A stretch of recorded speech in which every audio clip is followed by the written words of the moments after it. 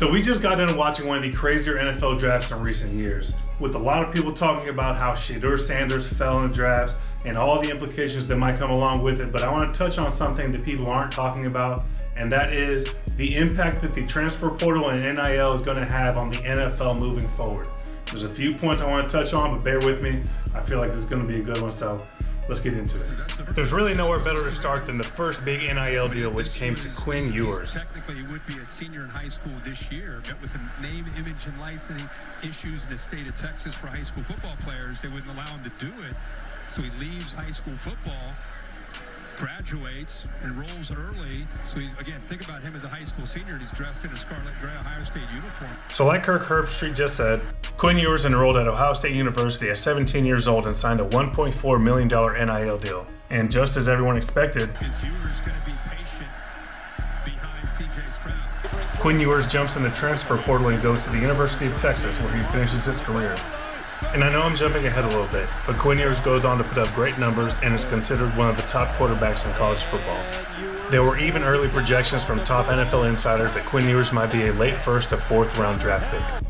Let's keep in mind that Quinn goes on to make over $6 million at the University of Texas through NIL. He goes on to play well in the college football playoff, but falls short of his goal, which was the national championship. But like I said, he played well. So a couple days later, publications started coming out about possible offers that he's getting to get in the transfer portal. In Texas, there's rumors that Quinn Ewers might opt out of the draft to transfer. Sources tell on 3 that Quinn Ewers is receiving $6 million offers to hit the transfer portal. Well, as we know, Ewers declares for the NFL draft in January, goes on to compete at the NFL Combine and at Texas Pro Day. And then the NFL draft happened. Quarterbacks started coming off the board in an order that people weren't expecting. Shedeur Sanders started sliding, and that's all anyone could talk about. Steelers, let's face it. Mason Rudolph's the guy right now. Yeah. There is opportunity. That's why I'm shocked that it's not Shedeur. The people that we're working with, these are things we never thought we would see within division. You're never supposed to. No one cares anymore. How do I get the best value for my team? How do I get someone that fits? And people are willing to do it all across the board. And obviously, we didn't have a quarterback go, but we had a number of quarterbacks go ahead of him. Yeah. Talk about Shedeur Sanders. I'm not trying to get you there, but that has been a big part of the story tonight. Well, Quinn Ewers eventually gets drafted in the 7th round by the Miami Dolphins. 13 total quarterbacks were drafted ahead of him. And I know what you might be thinking. He's in the NFL now. It's not about where you get drafted, it's about what you do once you get there. Well, in his situation, he lost out on real life-changing money. When Ewers' NFL contract was released, it showed that he would make $4.3 million over 4 years, which is a little bit over $1 million a year. That means if he would have gotten in the transfer portal and taken that other offer, he would have made $5 million more next year alone. Alright, so let's be real. Why does any of this matter? Because right now in college football, there are over 30 athletes that have an NIL valuation of over $1.5 million.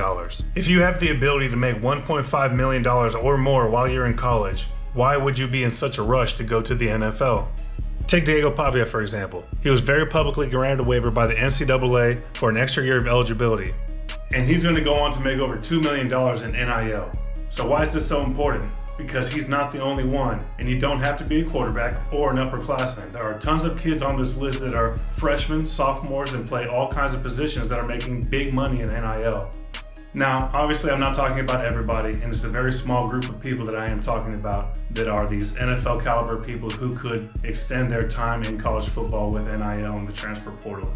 But I'm just drawing the question, what do you think is going to happen to the NFL in the future? Do you think more kids are going to try and stay in college football and make money while they can? Or do you think that everything's going to stay the same? Let me know what you think in the comments down below, and if you enjoyed this video, please subscribe, because this is a very new channel. So help me out, man. Anyway, I appreciate y'all. Have a great one.